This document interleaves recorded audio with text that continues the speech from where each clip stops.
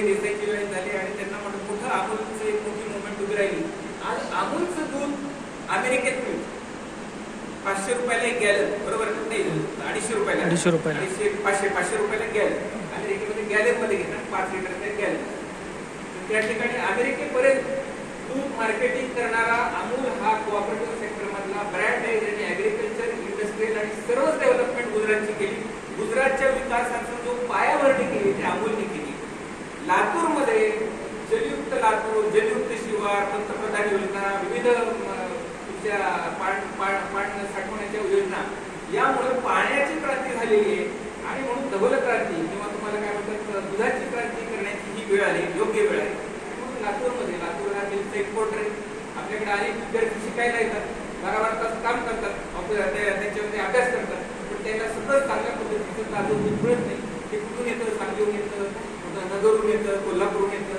पण ते दूध प्रोडक्शन करण्यासाठी जर आपल्या कार्यकर्त्यांनी काही या संदर्भात विचार केला तर त्यांना देखील ह्या PMEGP योजनेचा फायदा मिळू शकतो. मॅन्युफॅक्चरिंग म्हणजे जर दुधाचं प्रोसेसिंग करायचं असेल किंवा कुठल्याही गोष्टीचं प्रोसेसिंग, ऍग्रिकल्चरचं प्रोसेसिंग, प्रोडक्टचं, सोयाबीनचं प्रोसेसिंग काही करायचं असेल तर 50 लाख रुपयापर्यंत कर्ज आणि त्याला सुद्धा 15 ते 35% सबसिडी त्याला मिळते. म्हणजे 35% म्हणजे मॅक्झिमम 17.5 लाख रुपयाची सबसिडी. ठीक आहे, 1 कोटीच्या 35% म्हणजे 35 लाख, 50 लाखाच्या 35% म्हणजे 17.5 लाख पर्यंतची सबसिडी त्याला मिळते. आता 15 कधी आणि 35% कधी, महत्वाचा प्रश्न की आम्हाला सबसिडी मिळणार किती आणि 15% कधी आणि 35%. 15% कधी जर शहरी भागामध्ये जेंट्सच्या नावाने प्रकल्प घेतला, जेंट्स, ठीक आहे, पुरुषांच्या नावाने प्रकल्प घेतला तर काय मिळणार 15%. ग्रामीण भागामध्ये पुरुषांच्या नावाने प्रकल्प घेतला तर किती मिळणार 25%. का तर ग्रामीण भागात. आणि महिलांच्या नावाने ग्रामीण भागामध्ये जर प्रकल्प उभा टाकला तर सबसिडी किती मिळणार 35%.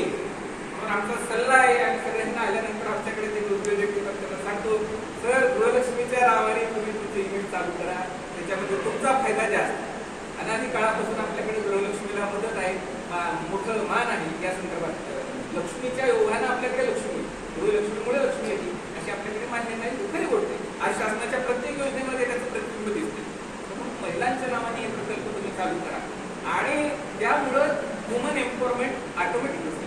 कारण महिलाच्या नावाने प्रकल्प असेल तर काही दिवस सही कोणाची लागेल, महिलांची लागेल. चेकवर साहेब कोणाच्या लागेल, महिलांच्या लागेल. बँक अकाउंट कोणाच्या नावाने असेल, महिलांच्या नावाने असेल. वेंडरचं पेमेंट पुढे कोण करणार, महिलांकडे. तर निश्चितपणे वुमन एम्पॉवरमेंटचं सुद्धा तो पायाभरणी होते. आणि एक जे महिलांचा जो GDP वाढण्यामध्ये सहभाग, कारण मॅक्झिमम महिला हे घरातल्या चूल आणि मूल ह्याच्यामध्ये ट्रेडिशनली आपण एंगेज केलेले आहे. त्या महिला कुठेही बाहेर येतात. त्या महिला बाहेर आल्यानंतर जर त्यांना हा एम्पॉवरमेंट अशी मिळाली तर निश्चितपणाने त्यांचा GDP कॉन्ट्रीब्युशन मध्ये त्याचा रेशो वाढतो. तुम्ही गृहीत करा, भारताची पॉप्युलेशन 140 कोटी आहे आणि त्याच्यातल्या 60 कोटी महिला सुद्धा घरी बसलेली, गृहीत करा, किंवा 50 कोटी, 40 कोटी धरा, 40 कोटी महिला घरी बसलेल्या आहेत आणि बाकीच्या वर्किंग वुमन आहेत. त्या 40 कोटी महिला जर इकडं मेन आर्थिक प्रवाहात आले तर भारताचं GDP डबलच होईल ना. असा GDP डबल करण्याची प्रत्येक राष्ट्राने प्रयत्न केलेला आहे. तोच प्रयत्न मोदीजी पण वेगळ्या मार्गाने, वुमन एम्पॉवरमेंटच्या मार्गाने. ही योजना असू द्या किंवा CMEGP योजना असू द्या. CMEGP योजनेमध्ये काय अशीच योजना सर्वसाधारण, परंतु ह्याच्यामध्ये काय थोडंसं मुख्यमंत्र्यांच्याकडे तुमचं सेंट्रल गव्हर्नमेंटचे PMEGPचे बजेट संपले, पैसे संपले त्या योजनेतले, आपण CMEGP मध्ये करू शकतो. महाराष्ट्र गव्हर्नमेंट जास्त वेळी आहे, जास्त पैसा आहे, कारण मुंबई आमची, मुंबईमध्ये औद्योगिक हब आहे, भरपूर मोठं GST कलेक्शन आपल्याकडे होते. देशाच्या टोटल GSTच्या 20% GST महाराष्ट्रामध्ये कलेक्ट होतो.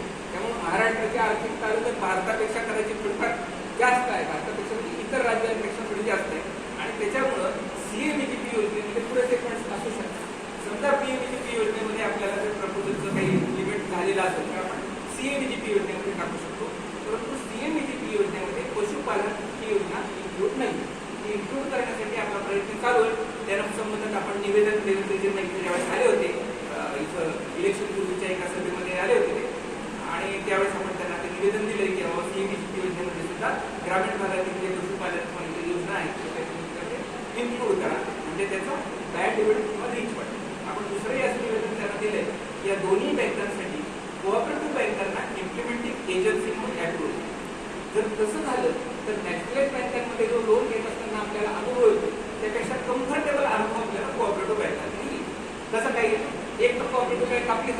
महाराष्ट्र नागरिक सहकारी बँक, दुसरी आपली संघाची पुणे जनता सहकारी बँक, तिसरी सोलापूर जनता सहकारी बँक, ती आपली संघाची, चौथी विश्वेश्वर सहकारी बँक, पाचवी कॉस्मोस बँक, अशा कितीतरी बँक आहेत ज्याची नाळ आर्थिक विषयाची नाळ इथल्या लोकांच्या इथल्या मातीशी जोडली. आणि म्हणून जर सरकारी बँकांना सरकारी स्कीम इम्प्लिमेंटेशनचे अधिकार जर मिळाले तर निश्चितपणाने या स्कीमची बँडविड्थ वाढत, याचा एरिया वाढत, याचा स्कोप वाढत, याची ऍक्टिव्हिटीज वाढतील आणि तळागाळाच्या लोकांपर्यंत जे आपल्याला पोहोचायचं आहे पंडित दीनदयाळजींनी सांगितलेल्या आदेशाप्रमाणे तसं पोहोचण्याचं आपलं जे काय खरं जे भाग्य आपल्याला मिळेल तर ती या गोष्टीतून मिळेल. मला असं वाटतं या ठिकाणी माझं कॉन्ट्रीब्युशन भारतीय जनता पक्षासाठी घेण्यात यावं किंवा भारतीय जनता पक्षाच्या सर्व नेत्यांना, मोठ्या नेत्यांना आपल्याला विनंती करून या इम्प्लिमेंटेशन मध्ये काही सुधारणा करण्याची देखील आवश्यकता आहे. जर केल्या तर निश्चितपणाने या स्कीमची बँडविड्थ वाढेल आणि आपल्याला त्याचा निश्चित फायदा होईल. खालच्या लोकांनी जर असे प्रकल्प घेतले तर ते उद्योजक होतील, छोटे मोठे उद्योग चटणी लोणचं तयार करता येतील आणि निश्चितपणाने हळूहळू आज तर फूड इंडस्ट्रीचा जमाना आहे, संपूर्ण जगात फूड शॉर्टेज आहे. आपल्याकडे आपण एनर्जीचं भरपूर प्रोव्हिजन केली आहे, पण आपल्याला काळजी ती आपल्या एनर्जी सिक्युरिटी आणि जगाला काळजी आहे ती त्यांच्या वॉटर आणि फूड सिक्युरिटी. संपूर्ण जगात जे आता सौदी अरेबिया आणि UAE आणि सगळे आखाती प्रदेशातले देश आहेत त्यांच्याकडे फूडच नाही.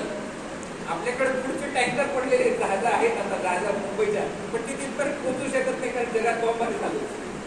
तर ही डिस्पॅरिटी आहे आणि हे फूड सप्लाय कोण करणार, जगाचा बास्केट कोण आहे, ब्रेड बास्केट कुठली आहे तर भारत.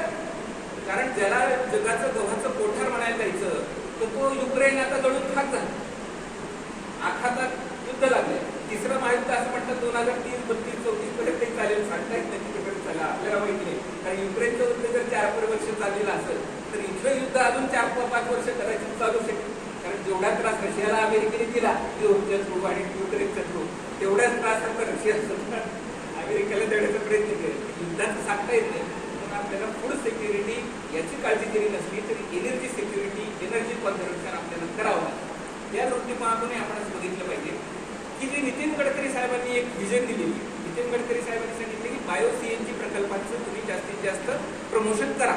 बायो CNG म्हणजे बायोमास, बायो CNG जे म्युनिसिपल वेस्ट आहे, फूड वेस्ट आहे, शेण आहे, नेपियर ग्रास आहे. नेपियर ग्रास म्हणजे हत्ती गवत. तुमच्या डेअरी प्रकल्पासाठी जनावरांना खाऊ घालायला सगळ्यात जास्त प्रोटीनयुक्त आहार म्हणजे नेपियर ग्रास.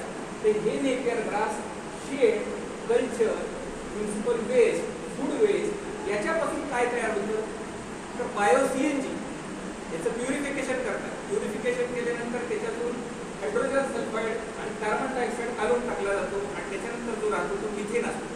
95% पेक्षा जास्त मिथेन कंटेंट जर तुमच्या वायूमध्ये, गॅसमध्ये असेल तर असा सगळा गॅस गव्हर्नमेंट विकत घेते स्वतः. जसं डेलीमध्ये तुमच्या घरी येऊन तुमचं दूध विकत घेऊन जातात, तसा गॅस तुमच्या घरी येऊन तुमच्याकडे विकत घेऊन जातात. गॅसकडे पाठवतात गव्हर्नमेंट आणि पाईपलाईनमध्ये इंजेक्ट करून द्या. तर हे सुद्धा एक गॅरेंटेड मार्केट आहे. आज 50% गॅस, भारताला लागणाऱ्या टोटल गॅसच्या 50% गॅस आपण आखाती देशांमधून इम्पोर्ट करतो. आखाती देश जळायला लागले, कुठून आणणार गॅस? ठीक आहे, गॅस आणणं अवघड आहे. पेट्रोल डिझेल इतकं सोपं नाही. रिफायनरी पेट्रोल डिझेल आपल्याकडे आहेत पण गॅसचं अवघड आहे. त्याचं स्टोरेज कॅपॅसिटी वगैरे लिमिटेशन खूप असतात. तर हे गॅस इथं मॅन्युफॅक्चर करणं याचा अर्थ आत्मनिर्भर भारत. ठीक आहे, तर त्याचे ते कधी उभे होऊ शकतात जर एका क्लस्टरमध्ये, एका तालुक्यामध्ये, एका विशिष्ट गावामध्ये 100 ते 200 डेअरी प्रकल्प उभे राहिले तर तिथं नेपियर ग्रासची लागवड चालू होते. जर नेपियर ग्रास आणि शेड उपलब्ध झालं तर त्या ठिकाणी बायो CNGचा एक साधारणपणे 20 ते 50 कोटी रुपये इन्व्हेस्ट करून एक प्लॅन्ट आपल्याला टाकेल.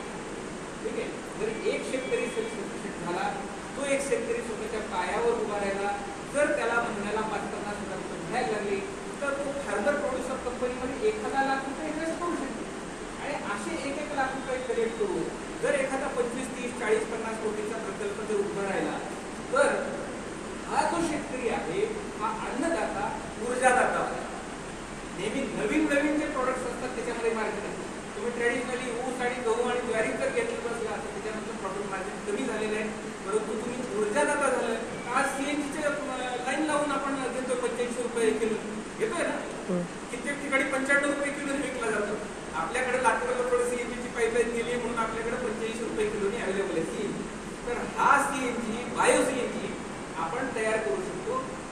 त्याच्यामध्ये तेच मिथेन, उलट सीएनजी मध्ये मिथेनचं पर्सेंट 90 to 92% असं जे गल्फमधून आयात करतो.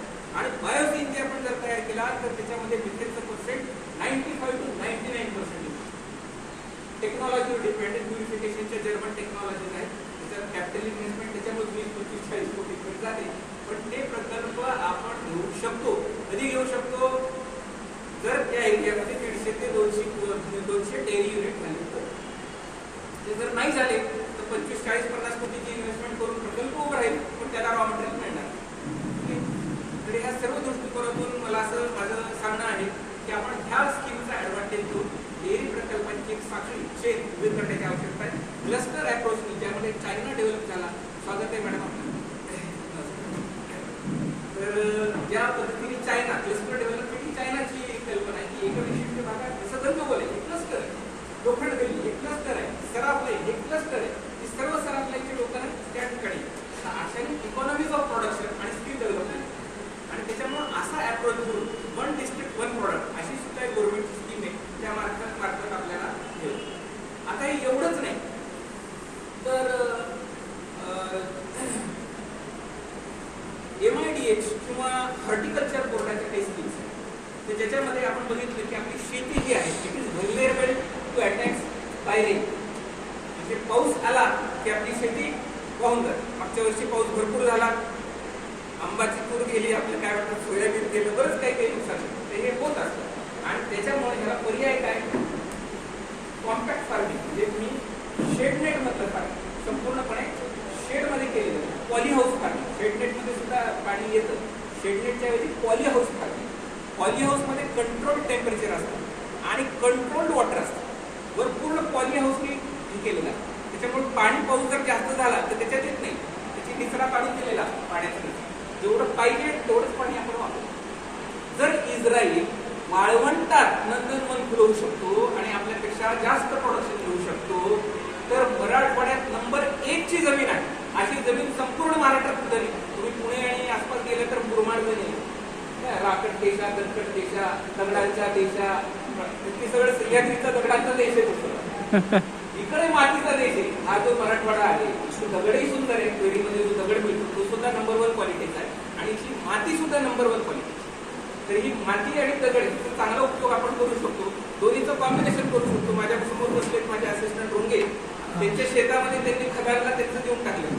खदान देऊन टाकल्यानंतर खदानने त्याला पैसे दिले आणि ती खदान खोदून दिली. तर खोदून दिल्यामुळे तो खदानवाला त्याचं काय असतं खडी वगैरे घेऊन गेला, दगड घेऊन गेला, पण त्याच्यामुळे शेतात पाण्याची व्यवस्था नाही.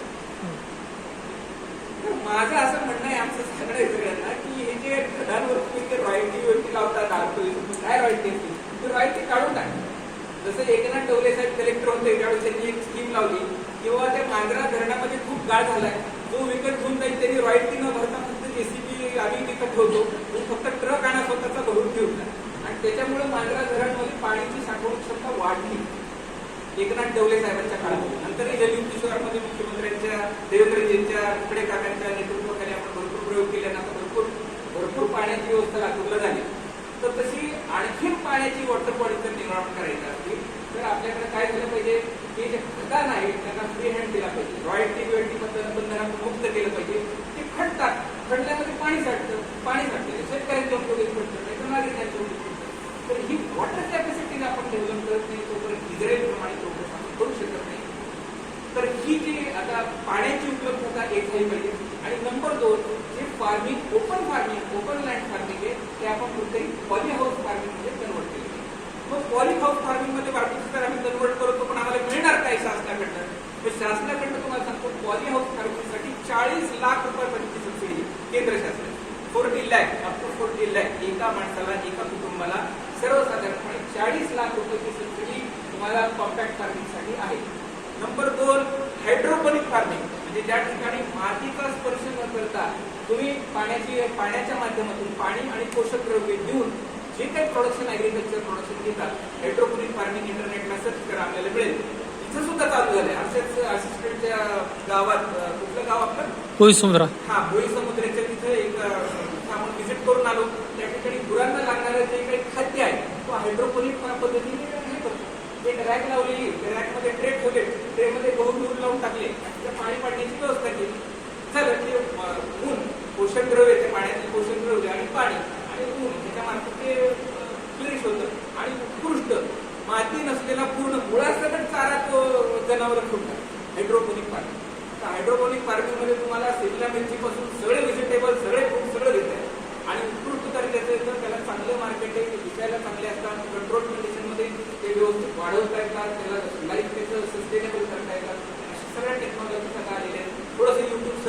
युनिव्हर्सिटीचे विद्यार्थी आपण सगळे काढतो, आपण तिथे जर सर्च केलं तर या ठिकाणी मिळू शकतो. तर ही जी हायड्रोपोनिक फार्मिंग आहे याला सुद्धा 40 लाख रुपयापर्यंतची सबसिडी केंद्र सरकार, मोदी गव्हर्नमेंट जे आहे MIDAच्या माध्यमातून देते. त्यानंतर म्हणजे ही सबसिडीचं पर्सेंटेज आहे ते 35 ते 50% APHM नॅशनल बी किपिंग हनी मिशन ते एक आहे. ॲग्रिकल्चर इन्फ्रास्ट्रक्चर फंड म्हणून, म्हणजे जर ॲग्रिकल्चर प्रोसेसिंग किंवा ॲग्रिकल्चर गुडसाठी कुठलंही तुम्ही लोन घेतलेलं असलं तर तुम्हाला त्या लोनमध्ये 3% सबव्हेन्शन मिळतं, 3%. म्हणजे जर आपण गृहीत धरा की आपण 12% कर्ज घेतलेलं आहे कुठल्या ॲग्रिकल्चर प्रोजेक्टसाठी आणि विशिष्ट ॲप्लिकेशन सगळी प्रोसिजर केली आपण ते करून देतो, तर 3% सबव्हेन्शन मिळतं. म्हणजे 12%चं कर्ज तुम्हाला 9% नाही भेटतं. ठीक आहे, 12% द्या, पण ही सबव्हेन्शन स्कीम मध्ये आल्यानंतर तुम्ही तेव्हापासून तुम्हाला 9% लागेल, कारण 3% गव्हर्नमेंट तुम्हाला देईल. कितीही मोठा प्रकल्प असतो. ठीक आहे. त्याच्यानंतर AHIDF म्हणजे जसं AIDF agriculture infrastructure development fund, तसं ॲनिमल हस्बंड्री इन्फ्रास्ट्रक्चर डेव्हलपमेंट फंड, तिथं सुद्धा 3%चा बेनिफिट आपल्याला मिळतो. त्याच्यानंतर ॲग्री मेकॅनायझेशन. आजकाल लोक म्हणतात की सर आमच्या शेतामध्ये गडी मिळत नाही, हे मिळत नाही, ते मिळत नाही. असं जर तुमचा प्रॉब्लेम असेल तर तुम्हाला काय करायला पाहिजे? शेताचं मेकॅनायझेशन करायला पाहिजे, ट्रॅक्टरवर शेती घेतली पाहिजे, हार्वेस्टरवर केली पाहिजे. विविध चायनाचे भरपूर ॲग्रिकल्चरचे व्हिडिओ थोडेसे बघा, त्याच्यामध्ये हार्वेस्टर मेकॅनिकल आहे, त्याच्यानंतर तुमचं ट्रॅक्टर मेकॅनिकल आहे. तर ह्या गोष्टीचे जर मेकॅनायझेशन केलं तर त्याच्यासाठी सुद्धा काही सबसिडी स्कीम आहेत. यानंतर जर म्हणजे मुद्रा ही योजना आहे 1 लाख पासून 10 लाख पर्यंत आणि एक्सटेन्शन म्हणजे त्याचं एक्सपान्शन करण्यासाठी 20 लाखापर्यंत अशी सबसिडी स्कीम त्याच्यामध्ये आहे. कोल्ड स्टोरेजची स्कीम आहे. तर कोल्ड स्टोरेजच्या जी MIDA स्कीम आहे, हे मी सांगितलं की 40 लाखाच्या ह्यात झाल्या. कोल्ड स्टोरेज युनिट जर तुम्ही उभारलं जवळपास 1 कोटीपर्यंत तुम्हाला सबसिडी आहे. या व्यतिरिक्त नाबार्डची सुद्धा स्कीम आहे गोडाऊनसाठी, तर त्याच्यामध्ये सुद्धा तुम्हाला जवळपास 1 कोटी रुपयापर्यंतची सबसिडी मिळू शकते. त्यानंतर आलं स्टँडअप इंडिया. स्टँडअप इंडिया जे आहे, स्टँडअप इंडिया ही स्पेसिफिकली SC ST आणि विमेनसाठी. साधारणपणे ह्याच्यामध्ये 10 लाख पासून 1 कोटीपर्यंत लोन देते स्टँडअप इंडिया. कुणाला मिळतं? फक्त SC ST आणि महिलांना. शासन असं म्हणतं की तुम्ही स्टँड व्हा, आम्ही तुमच्या मागे. मोदीजी म्हणतात की स्टँड व्हा, स्टँडअप इंडिया. तर कुणी स्टँडअप व्हायचं? आपल्या SC ST जो डाऊनट्रेडेड आतापर्यंत त्याच्यावर काही अन्याय झालेला आहे आणि त्याच्यामुळे त्यांना आपण एक एनकरेज करतो. आणि ह्युमन ही सुद्धा एक सपरेट क्लास आहे सोसायटीमधला, त्यांचं एम्पॉवरमेंट झालं पाहिजे आणि म्हणून त्यांना हे स्टँडअप इंडियामध्ये काही कर्ज देण्यात येतं. त्याच्यामध्ये ती आहे 10 लाख ते 1 कोटीमध्ये हे कर्ज आहे. हे स्टँडअप. त्याच्यानंतर दुसरं झालं स्टार्टअप इंडिया. स्टार्टअप इंडियामध्ये काय? स्टँडअप इंडिया स्टार्टअप इंडियामध्ये काय फरक आहे? तर स्टार्टअप इंडियामध्ये इनोव्हेटिव्ह प्रोजेक्ट, काहीतरी नवीन करणारे यंग टॅलेंट असते, त्यांच्या काही कल्पना असतात, भन्नाट कल्पना असतात. त्या कल्पना अशाच फायदा होते त्याच्यात, तर पैसे नाही म्हणून वाया होते. कल्पना भन्नाट आहे. ठीक आहे. एक कल्पना मी आज भाजप लातूरच्या ग्रुपवर टाकली की डेनिम नावाची जी कंपनी आहे त्याची जीन्स तुम्ही जर ते वापरून बघितले तर ते जीन्स अशा फ्लेक्सी असतात आणि ते जीन्स अतिशय मऊ असतात. डेनिम काय म्हणून असं होतं? तर डेनिमचे जीन्स जे तयार होतात त्या केळाचं जे काय म्हणतात ते खोड असतं ना, ते केळ काढून टाकल्यानंतर जो वेस्ट मटेरियल असतं ते तंतुमय असतं. त्या तंतूतून धाग्याची निर्मिती करतात, त्या धाग्यापासून वस्त्र बनवतात आणि त्या वस्त्रापासून त्याला कलर करून जीन बनवतात आणि म्हणून डेनिम जीन जगाप्रसिद्ध जीन. अशी काही भन्नाट आयडिया तुमच्या डोक्यात आहे का? ते काही वेगळं काहीतरी करून टाकतो. जसं अर्बन लॅब ॲप आहे त्याच्यामध्ये सगळ्या सर्व्हिसेस एका ठिकाणी देण्याची ते व्यवस्था करतात, किंवा अजून काही इनोव्हेटिव्ह आयडिया तुम्ही आता करत असाल तर अशी काही इनोव्हेटिव्ह आयडिया मला वाटतं गायकवाड सरांच्या तिथं या संदर्भात बरंचसं मार्गदर्शन होऊ शकतं की सरांच्या इकडं खूप भन्नाट आयडिया आहेत त्या संदर्भात आणि सर मार्गदर्शनही विद्यार्थ्यांना त्यांचं चांगलं करतात. तर आपले उदय देशपांडे आहेत पश्चिमी कॉम्प्युटरचे, त्यांच्या इकडे असं काही होऊ शकतं. आपलं JSPM आहे या ठिकाणी काही सुंदर होऊ शकतं. तर या भन्नाट आयडिया याला जे आहे 20 लाख पर्यंतची ग्रँट, नॉन रिफंडेबल ग्रँट म्हणजे सबसिडी आणि 50 लाख पर्यंत कर्ज शासन. कुठल्यामध्ये? स्टार्टअप इंडिया हे प्रोजेक्ट. स्टार्टअप इंडियामध्ये दिलेलं कर्ज कोण देतं? स्टार्टअप इंडियामध्ये दिलेलं कर्ज ही बँक देत नाही. लक्षात घ्या, महत्वाचा मुद्दा. स्टार्टअप इंडियामध्ये कर्ज कोण देतं? स्टार्टअप इंडियामध्ये कर्ज देते incubators. Who are the incubators? GSPM can be the incubator. SRTM University can be incubator. Any Section 8 company which is inculcating skill education or is interested to develop or incubate entrepreneurs in the economy are eligible, if approved by the government, to give the loans and subsidies to the students. Student म्हणजे आता नवीन idea कोणाकडे असतात? Student जे नवीन young generation आहे त्यांच्याकडे काहीतरी भन्नाट idea असतात आणि त्याच्यामुळे ते येऊ शकतात. तर हे जे इन्क्युबेशन म्हणजे त्याचं काय म्हणतात, अंडी बोवणी केंद्र वगैरे माहीत असेल. तर हे उद्योजक हे कॉलेज म्हणजे थेरॉटिकल नॉलेजचे हे असलेले पाहिजे की हा master of commerce, GST return भरता येतं का? नाही. इन्कम टॅक्स रिटर्न भरता येतं का? नाही. अकाउंटिंग करता येतं का? नाही. TDS रिटर्न भरता येतं का? नाही. पण सर माझ्याकडे डिग्री आहे master of commerce, bachelor of commerce. तर हे कॉलेजचं हे स्वरूप मोदीजींना बदलायचं. त्यांना यांना इन्क्युबेटरमध्ये परिवर्तित करायचं. जसे इस्रायल आहे, स्टार्टअपचा देश आहे.